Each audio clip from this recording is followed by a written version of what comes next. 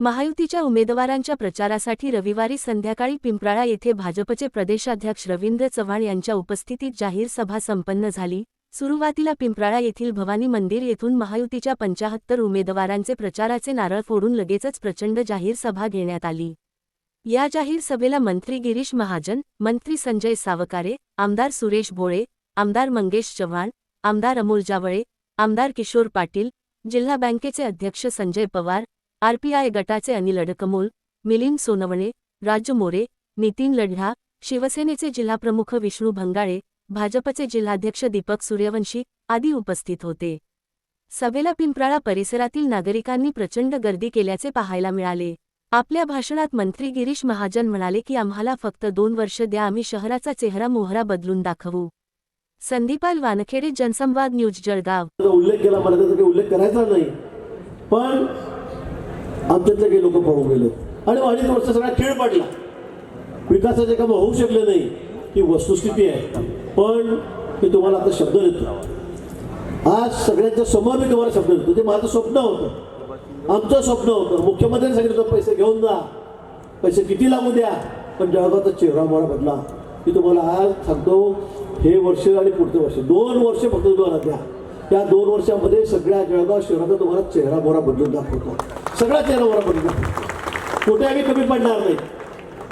मागच्या वेळेला मी शब्द दिला होता, पण 2.5 वर्ष आम्हाला सत्ता मिळाली आणि नंतर मात्र सगळे हे भागपूर आमच्याकडे मिळाले, ते पळून गेले आणि म्हणून त्यामुळे आपल्याला कामं या ठिकाणी करता आली नाही।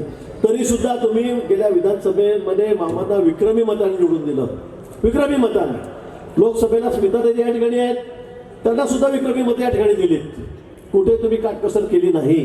आणि जिल्ह्यामध्ये तर सगळ्यांनी, तिकडे आमच्या लक्षातही आहेत, त्यांना 3.5 लाखांनी, तिकडे स्मिताताई आहेत, त्यांना 3.5 लाखांनी, एवढं मताधिक्य महाराष्ट्रामध्ये कुठेही नाही। एवढ्या मताधिक्याने तुम्ही आपले दोन्ही उमेदवार या ठिकाणी भाजपचे निवडून दिले। आम्ही 2018ची निवडणूक नामदार गिरीश भाऊंच्या नेतृत्वात लढली आणि त्यावेळेला भाऊंनी सांगितलं की आम्हाला विकासाच्या मुद्द्यावरती निवडणुका लढायच्या आहे, आम्हाला कोणावरती टीका टिप्पणी करण्यात रस नाहीये, आम्हाला जनतेची सेवा करण्याची।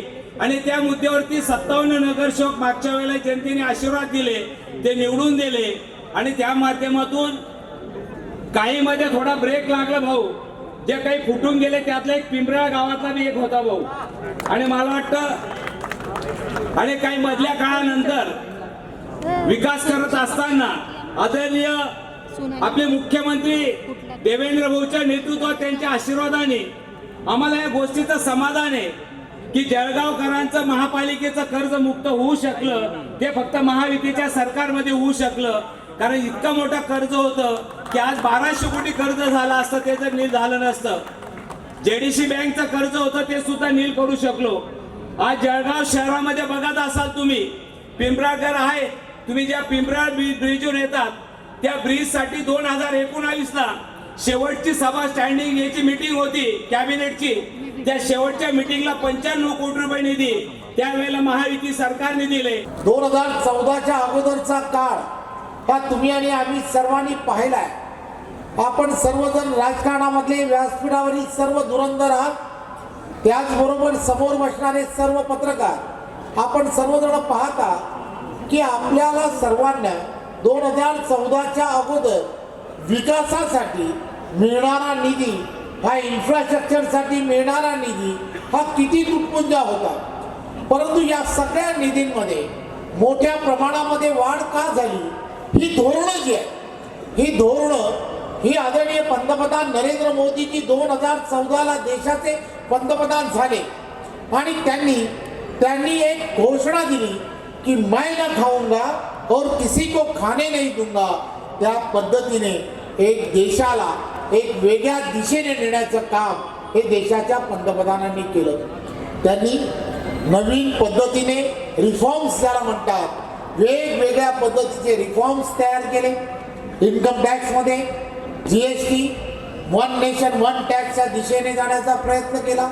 आणि या सगळ्या गोष्टीमध्ये आपण सर्वांनी पाहिलं असेल की देशामध्ये असणारं उत्पन्न जे आहे, आपलं असणारं उत्पन्न हे 7 अनेक पटीने वाढलं। आणि त्यामुळेच आपल्याला आपल्या देशामध्ये इन्फ्रास्ट्रक्चरमध्ये मोठ्या प्रमाणामध्ये काम करायला सुरुवात झाली. मी आदरणीय गिरीश भाऊ असतील, किशोरप्पा असेल किंवा व्यासपीठावरील ही सर्वजण यांच्या सगळ्यांचं ज्यांनी आता एक जाहीरनामा तयार केला आहे. हा जाहीरनामा, हा महायुतीचा जाहीरनामा, हा नेहमीच 5 वर्षामध्ये आम्हाला काय करायचं आहे या दृष्टिकोनातून नेहमी काढला जातो. परंतु काँग्रेस असेल किंवा महाविकास आघाडी असेल यांनी जेव्हा जेव्हा जाहीरनामे काढले आणि त्यांना त्यांच्या सत्ता आल्यानंतर सुद्धा विचारलं गेलं तर ते असं म्हणतात की आमच्या जाहीरनाम्यामध्ये त्यावेळेला जे लिहिलं होतं ती सर्वच्या सर्व टायपिंग मिस्टेक असेल.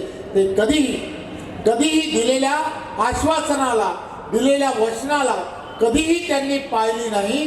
परंतु त्या उलट महायुतीने जे जे म्हटलं ते सर्वच्या सर्व पूर्ण करण्यासाठी महायुतीचे प्रत्येक कार्यकर्ते आणि प्रत्येक नेता हा त्यासाठी पूर्णच्या पूर्ण कटिबद्ध असतो. त्यामुळे हा जो जाहीरनामा आहे हा तुमच्यापर्यंत सर्व महायुतीचे कार्यकर्ते हे घेऊन जातील. सर्व ही प्रभागनिहाय असणारी निवडणूक आहे. त्यामुळे प्रभागनिहाय प्रत्येक निवडणुकीमध्ये त्या त्या ठिकाणी असणाऱ्या महायुतीच्याच उमेदवाराला मतदान कसं मिळेल याकडे प्रत्येक कार्यकर्त्याने पाहिलं पाहिजे.